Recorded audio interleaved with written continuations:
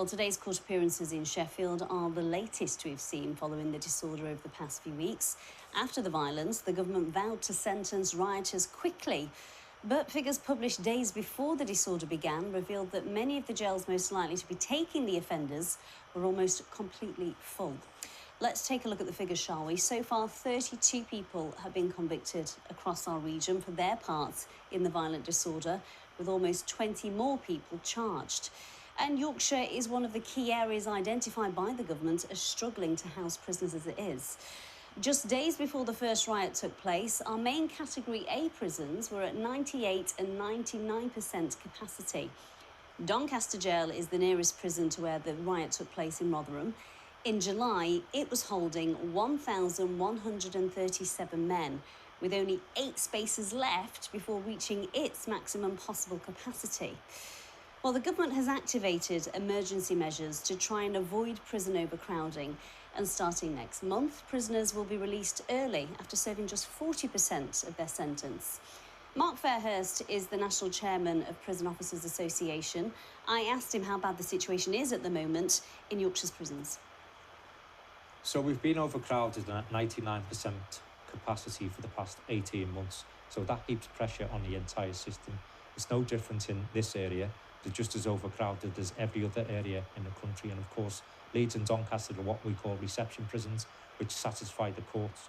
They are the most crowded prisons in the country. So these express sentencing, if you like, of the rioters that will go through the system quickly and serve their sentences, how much extra pressure will this put on the service? It has a knock-on effect because swift justice means that we have to provide cell spaces for those rioters. So courts will have delays, trials will be postponed or adjourned, and we'll have to monitor how many people we have in prison at any one time to make sure we have a space for them, and that's why Operation Early Dawn has kicked into operation. So if there's only 8 spaces in Doncaster, for example, where do these rioters go?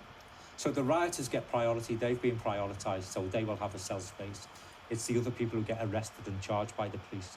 They will be held in police cells until we have a cell space available for them in this area. And so if they are served a sentence, a prison sentence, and there's no space in our prisons, what happens then? Yes, so if they got sentenced today and sent to prison, if there was no space in a prison in this area, unfortunately, they may have to travel 200 or 300 miles away from home to serve their sentence. And what knock-on effect does that have on families? Well, it's a massive knock-on effect for the families. The families are not the ones who are serving a sentence, and it's the cost of travelling that distance. Have you got the time to travel that distance? And many prisons are in remote areas with, very few public transport links, so it does have a knock-on effect on everyone, I think. Many of our viewers won't have sympathy for the criminals who are serving a sentence, but it has a knock-on effect when it comes to mental health, doesn't it? If they're not seeing their families, and then when it comes to releasing them back into the community, it's a bit of a vicious circle, isn't it? Yeah, so what we try to do is house people in their communities or as near to home as possibly can, especially if we're about to release them. So it does increase the pressure on everyone, and of course family ties are so important towards rehabilitation. In terms of the new government measures, how will that help things? I think they're essential. I don't think they wanted to make that decision, but I think they're essential. So these temporary emergency measures that we're currently under will see us through to the 10th of September, which is only 3 weeks away. And then on the 10th of September, we'll probably have about 2,500 releases because prisoners will reach the 40% mark of their sentence.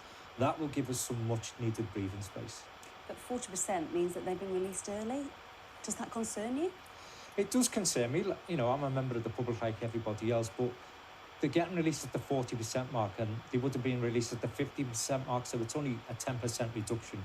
And again, this is an emergency measure in place. It'll probably give us about 12 to 18 months maximum breathing space, at which point the government will have to look at a long-term strategy to reduce the prison population to enable us to at least try and do our job.